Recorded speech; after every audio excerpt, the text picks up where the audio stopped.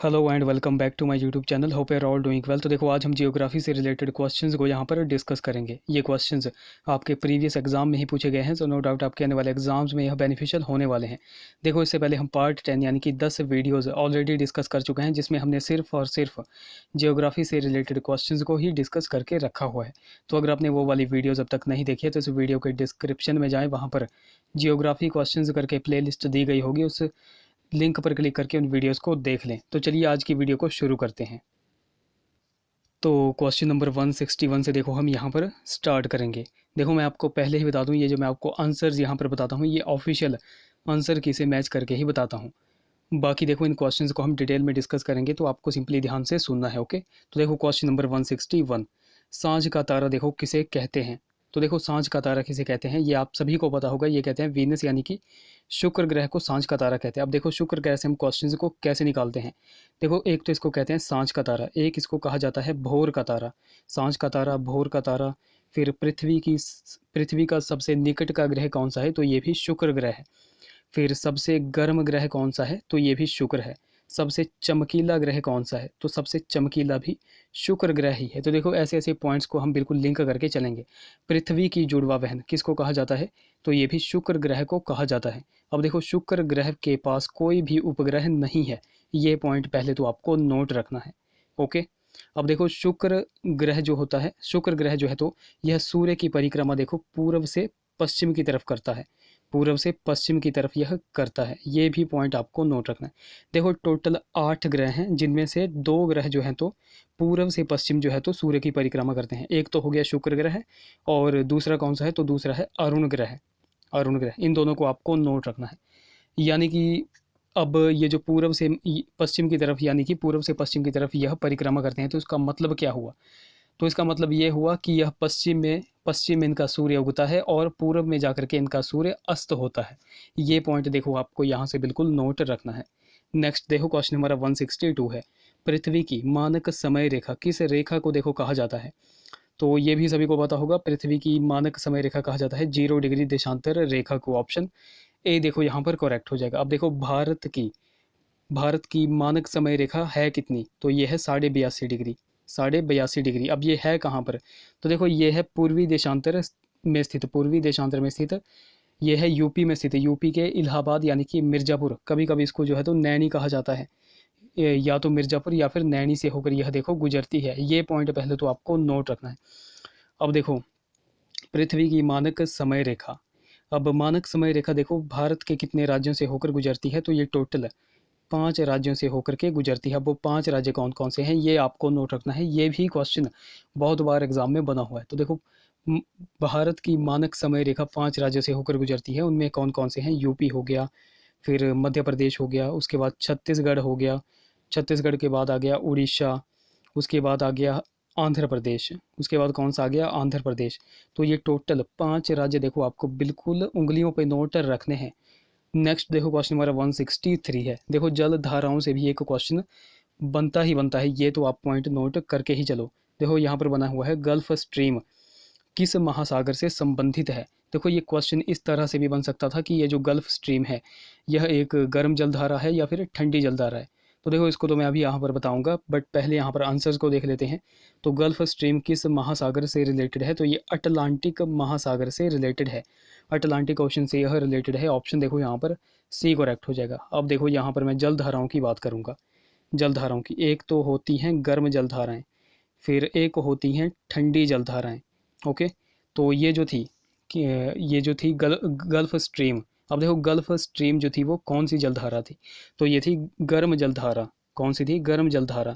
अब देखो, कुछ गर्म जलधाराओं के नाम अक्सर एग्जाम में पूछ लिए जाते हैं। जैसे आपसे पूछ लिया जाएगा नॉर्वे की धारा, नॉर्वे स्ट्रीम जो है तो कैसी जलधारा है, गर्म है या ठंडी, तो आपको पता चल गया यह गर्म है। यहाँ पर मैं ऐसे बिल्कुल नोट करके आपको बताऊंगा। नॉर्वे की धारा गर्म जलधारा है। फिर आपसे पूछ लिया जाएगा ब्राज़ील, ब्राज़ील की धारा कौन सी है, तो ब्राज़ील की भी गर्म जलधारा है। ये पॉइंट आपको नोट रखना है। फिर एक मोस्ट इंपॉर्टेंट है कुरोशिवो, ये आपको बिल्कुल नोट रखनी है। कुरोशिवो, ये धारा जो है तो गर्म जलधारा है या ठंडी जलधारा है, तो ये आपको नोट रखना है, यह गर्म जलधारा है। फिर उसके बाद आ गई गिनी की धारा, गिनी स्ट्रीम, यह भी गर्म जलधारा है। ओके, अब बात करते हैं ठंडी जलधाराओं की, जो कि अक्सर बहुत बार एग्जाम में पूछी जाती हैं। ठंडी जलधाराएं देखो बहुत ही ज़्यादा इंपॉर्टेंट है, क्योंकि इनमें बहुत सारी आ जाती हैं, जैसे कि लेब्राडोर। लेब्राडोर जो है तो कौन सी जलधारा है, तो ये ठंडी जलधारा है। फिर उसके बाद कैलिफोर्निया, कैलिफोर्निया स्ट्रीम, तो कैलिफोर्निया भी कौन सी है, तो ये भी ठंडी जलधारा है। उसके बाद आ जाती है फॉकलैंड। फॉकलैंड तो अक्सर एग्जाम में पूछी जाती है। फॉकलैंड आपको बिल्कुल नोट रखनी है, ये कौन सी है, तो ये भी ठंडी जलधारा है। अच्छा, एक बहुत ही ज़्यादा फेमस है पेरू की जलधारा। पेरू की जलधारा, जिसको कभी कभी जो है तो हम्बोल्ट की जलधारा भी कहा जाता है। ये तो आपको पहले नोट रखना है, हम्बोल्ट की जलधारा को ही पेरू की जलधारा कहा जाता है। जो कि कैसी जलधारा है, तो ये जो है तो ठंडी जलधारा है। ये पहले तो आपको पॉइंट नोट रखना है। अच्छा, हमने एक पीछे डिस्कस किया गर्म जलधारा, जो कि थी कुरोशिवो। कौन सी थी, कुरोशिवो, कुरोशिवो। अब देखो ठंडी जलधारा, इसी के मतलब प्रोनाउंसिएशन एक जैसी है, ओया शिवो, ओया शिवो। तो यहाँ से ये भी आपको पॉइंट नोट रखना है। ये जो कुरोशिवो है यह गर्म जलधारा है, और ये जो ओया शिवो है यह एक ठंडी जलधारा है। यहाँ से देखो आपको बिल्कुल कंफ्यूज नहीं रहना है, ये आप पॉइंट नोट करके चलो। नेक्स्ट देखो क्वेश्चन हमारा 164 है। बाकी गाइज अगर आप अभी तक आपने हमको टेलीग्राम और इंस्टा पे फॉलो नहीं किया है, तो ज़रूर से वहाँ पर जा के फॉलो कर लें। टाइम टू टाइम वहाँ पर आपको अपडेट दे दी जाती है। वहाँ पर हम क्विज़ वगैरह के टेस्ट भी लगाते रहते हैं।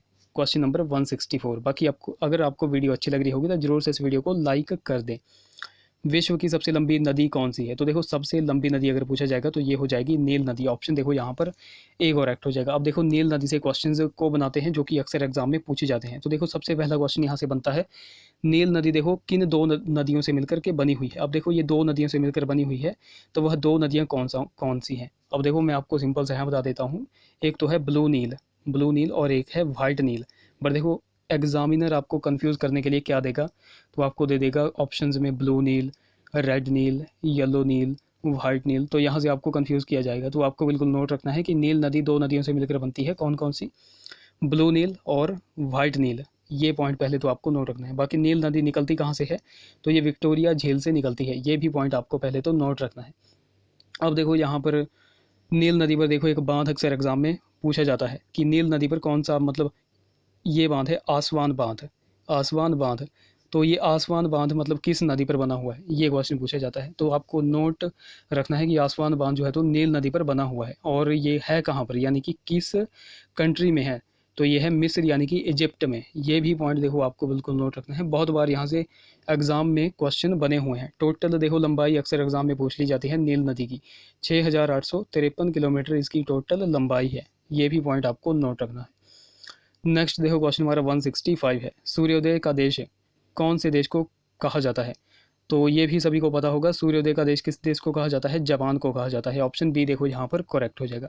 अब देखो जापान से बहुत सारे क्वेश्चंस निकल कर आते हैं, तो यहाँ पर हम उनको वन बाय वन डिस्कस करेंगे। तो सबसे पहले तो जापान के उत्तरी द्वीप को क्या कहा जाता है, तो उत्तरी द्वीप को कहा जाता है होक्काइडो द्वीप। ये पॉइंट आपको नोट रखना है। और दक्षिणी द्वीप को क्या कहा जाता है, तो दक्षिणी द्वीप जो कि बहुत ही ज़्यादा फेमस है, जहाँ पर कि बहुत सारी जनसंख्या निवास करती है, तो ये है होंशु द्वीप, होंशु द्वीप।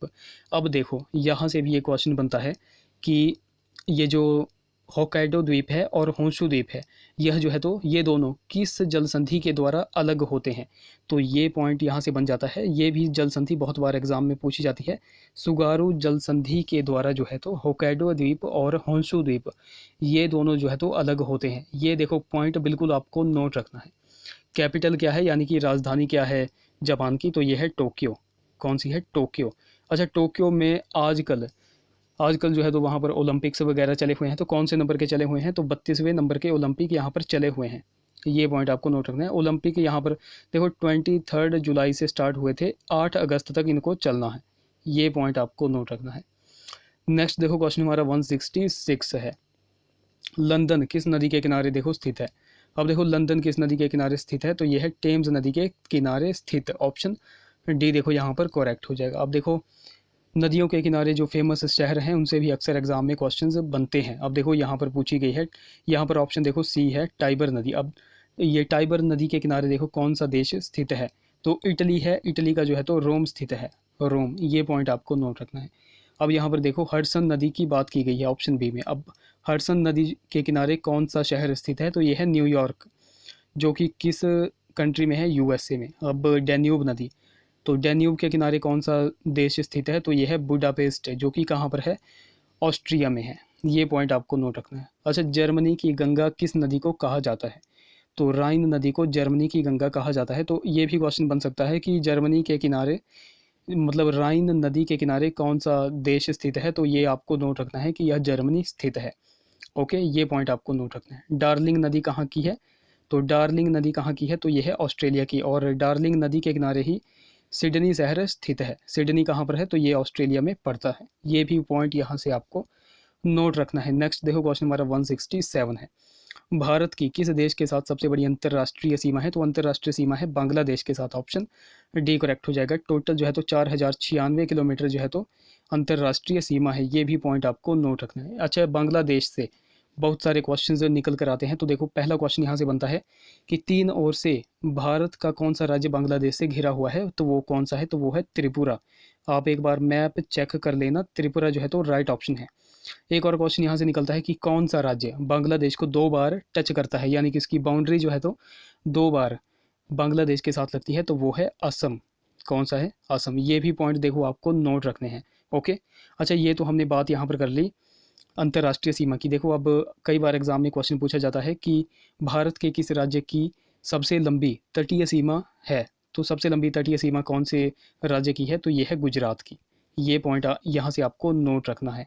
ओके। नेक्स्ट देखो, क्वेश्चन हमारा 168 है। गुलाबी क्रांति किससे संबंधित है। अब देखो, गुलाबी क्रांति किससे संबंधित है, सो 168 का ऑप्शन डी करेक्ट हो जाएगा। झींगा मछली उत्पादन से यह संबंधित है। अब देखो, यहाँ से मैं आपको क्वेश्चन से दूंगा, तो आपको उनका राइट ऑप्शन नीचे कमेंट करना है। अब आपको बताना है राउंड रिवॉल्यूशन किससे संबंधित है, गोल क्रांति किससे संबंधित है, फिर आपको नोट करना है रेड रिवॉल्यूशन किससे संबंधित है, तो ये भी आपको नीचे कमेंट करना है। फिर एक और लिख लो, ब्लैक रिवॉल्यूशन, ब्लैक रिवॉल्यूशन किससे संबंधित है। ये तीन आपको नीचे कमेंट बॉक्स में इनके आंसर बताने हैं। राउंड रिवॉल्यूशन किससे संबंधित है, red revolution and black revolution. Okay. Next देखो, क्वेश्चन हमारा 169 है। पन्ना मध्य प्रदेश में कौन सा खनिज मिलता है, तो देखो कौन सा खनिज मिलता है, तो ये मिलता है हीरा। मध्य प्रदेश के पन्ना में हीरा मिलता है। अब देखो, हीरा जो है तो सिर्फ और सिर्फ 2 राज्यों में मिलता है। एक तो हो गया मध्य प्रदेश और एक हो गया आंध्र प्रदेश। आंध्र प्रदेश में तो बहुत ही कम मात्रा में मिलता है, बट आप नोट करते चलो कि आंध्र प्रदेश और मध्य प्रदेश में ही सिर्फ हीरा पाया जाता है, हीरे की खानें मिलती है। नेक्स्ट देखो, क्वेश्चन हमारा 170 है। इरूला जनजाति किस राज्य से संबंधित है। देखो, इंपॉर्टेंट क्वेश्चन है, ये आपको नोट रखना है। अब देखो, इरूला जनजाति कहाँ पर पाई जाती है, तो ये तमिलनाडु में पाई जाती है। ऑप्शन ए करेक्ट होगा। अब देखो, हिमाचल की बात करें अपने हिमाचल की, तो हिमाचल में आपको सबसे फेमस पता होगा गद्दी जनजाति है, गद्दी जनजाति। अच्छा, असम की बात करें, असम में कौन कौन सी हैं, तो देखो असम में है अहोम, अहोम जनजाति आपको पता होगा, और बोडो जनजाति। ये दो आपको असम के बारे में बिल्कुल नोट रखनी है। अब देखो, एक फेमस है मीणा जनजाति। मीणा कहाँ की है, तो मीणा है राजस्थान की। और लेपचा, लेपचा जनजाति कहाँ की है, तो लेपचा आपको पता होगा, यह सिक्किम की जनजाति है। कहाँ की, सिक्किम की जनजाति है। ये देखो पॉइंट बिल्कुल आपको नोट रखने हैं। अच्छा, आप नीचे कमेंट बॉक्स में बताओ कि डफला जनजाति कहाँ की है, डफला, डफला जनजाति कहाँ की है, ये आप नीचे कमेंट करके बता दो। नेक्स्ट देखो, क्वेश्चन हमारा 170 है। 170 हमने डिस्कस कर लिया। 171 है, भारत का मैनचेस्टर किसे कहते हैं। तो देखो, सबसे पहले तो आपको पता होना चाहिए मैनचेस्टर मतलब मैनचेस्टर है क्या। अब देखो, इंग्लैंड में एक जगह का नाम है मैनचेस्टर। अब मैनचेस्टर किसको कहा जाता है, तो ये कहा जाता है सूती वस्त्र उद्योग के लिए जो फेमस शहर होते हैं, तो उनको मैनचेस्टर कहा जाता है। अब देखो, भारत का मैनचेस्टर यहाँ पर पूछा गया है। यहाँ से भी कंफ्यूज किया जाता है स्टूडेंट्स को। कई बार पूछा जाता है कि उत्तर भारत का मैनचेस्टर कौन सा है, और कई बार पूछा जाता है दक्षिण भारत का मैनचेस्टर कौन है। तो देखो, यहाँ से अब यहाँ पर पूछा गया है भारत का मैनचेस्टर। अगर ऑल अराउंड भारत की बात की जाएगी, तो भारत का मैनचेस्टर है गुजरात का अहमदाबाद। ये पॉइंट आपको पहले नोट रखना है। अब कई बार एग्जाम में पूछा जाता है उत्तर भारत का मैनचेस्टर किसे कहा जाता है, तो ये कहा जाता है कानपुर को। किसको कहा जाता है, कानपुर को, जो कि कहाँ पर पड़ता है, तो ये पड़ता है यूपी में। और कई बार एग्जामिनर पूछता है कि दक्षिण भारत का मैनचेस्टर किसे कहा जाता है, तो दक्षिण भारत का मैनचेस्टर कहा जाता है कोयम्बटूर को, जो कि कहाँ पर पड़ता है, तो वो पड़ता है तमिलनाडु में। देखो, ये पॉइंट बिल्कुल आपको नोट रखने हैं। नेक्स्ट देखो, क्वेश्चन हमारा 172 है। गैंडा परियोजना भारत में किस वर्ष प्रारंभ की गई थी। अब देखो परियोजनाओं के बारे में भी बहुत सारे क्वेश्चंस निकल कर आते हैं। ये जो वन्य जीव संरक्षण परियोजनाएं हैं, यहाँ से क्वेश्चन बनते हैं। तो देखो गैंडा परियोजना भारत में किस वर्ष प्रारंभ की गई थी? तो देखो गैंडा परियोजना प्रारंभ की गई थी, ऑप्शन सी यहाँ पर करेक्ट हो जाएगा, 1987 में इसको प्रारंभ किया गया था। प्रोजेक्ट टाइगर अक्सर एग्जाम में पूछा जाता है। प्रोजेक्ट टाइगर यानी कि बाघ परियोजना कब शुरू की गई थी? तो 1973 1900। तो प्रोजेक्ट टाइगर का आपको पता चल गया कि 1973 में जो है तो प्रोजेक्ट टाइगर की शुरुआत की गई थी। अच्छा, एक गिर सिंह प्रोजेक्ट की शुरुआत भी की गई थी। कब की गई थी? 1972 में। उसके बाद कुछ और वन्य जीव संरक्षण परियोजनाओं की बात करें तो जैसे कछुआ संरक्षण प्रोजेक्ट, तो कछुआ संरक्षण प्रोजेक्ट 1975 में शुरू किया गया था। उसके बाद प्रोजेक्ट एलिफेंट भी अक्सर एग्जाम में पूछा जाता है, तो प्रोजेक्ट एलिफेंट 1992 में शुरू किया गया था। उसके बाद एक बहुत ही ज़्यादा फेमस है जो कि अक्सर एग्जाम में पूछा जाता है, गिद्ध संरक्षण प्रोजेक्ट। तो गिद्ध संरक्षण प्रोजेक्ट 2006 में शुरू किया गया था। ये पॉइंट देखो आपको नोट रखने हैं। बात करें अगले क्वेश्चन की, क्वेश्चन हमारा 173 है, ग्रीन पीस नामक संगठन का मुख्यालय कहाँ पर स्थित है? तो यह है एम्स्टर्डम, यानी कि ऑप्शन डी यहाँ पर करेक्ट होगा। अब एम्स्टर्डम किसकी कैपिटल है? तो यह है नीदरलैंड की कैपिटल, नीदरलैंड की यह कैपिटल है। अब देखो नीदरलैंड का पुराना नाम क्या था? तो ये था हॉलैंड। ये भी पॉइंट देखो आपको नोट रखना है। अब देखो जो डच लोग थे, डच लोग इन्हीं को कहा जाता है जिन्होंने जो कि भारत में आए थे वहाँ यहाँ पर शासन करने के लिए। ये पॉइंट आपको नोट रखना है। अब देखो नीदरलैंड में एक शहर है हेग, क्या है? हेग शहर है। अब देखो हेग शहर में हेग शहर में जो है तो एक मुख्यालय स्थित है जो कि बहुत ही ज़्यादा फेमस है। तो वो किसका है? तो वो है international court of justice, ICJ, international court of justice, यानी कि अंतर्राष्ट्रीय न्यायालय का मुख्यालय कहाँ पर स्थित है? तो ये नीदरलैंड के हेग में स्थित है। ये भी पॉइंट देखो आपको नोट रखना है। क्वेश्चन नंबर 174, गिर राष्ट्रीय उद्यान किस वन्य प्राणी के लिए फेमस है? तो देखो गिर राष्ट्रीय उद्यान मैंने आपको अभी बताया कि गिर सिंह प्रोजेक्ट कब शुरू हुआ था, तो 1972 आपको नोट रखना है। अब देखो गिर राष्ट्रीय उद्यान किस वन्य प्राणी के लिए प्रसिद्ध है? तो ये एशियाई शेर के लिए प्रसिद्ध है। ऑप्शन एक यहाँ पर करेक्ट हो जाएगा। अब ये गिर राष्ट्रीय उद्यान है कहाँ पर? तो ये गुजरात स्टेट में है। ये भी पॉइंट देखो आपको यहाँ से नोट रखना है। तो गाइज़ ये थे हमारे कुछ जियोग्राफी के क्वेश्चंस। आई होप वीडियो आपको इन्फॉर्मेटिव लगी होगी। अगर वीडियो अच्छी लगी है तो जरूर से इसे लाइक करें, शेयर करें, चैनल को सब्सक्राइब करें, साथ में बेल आइकन को जरूर दबाएं। तो चलिए मिलते हैं अब अगले वीडियो में। Till then take care.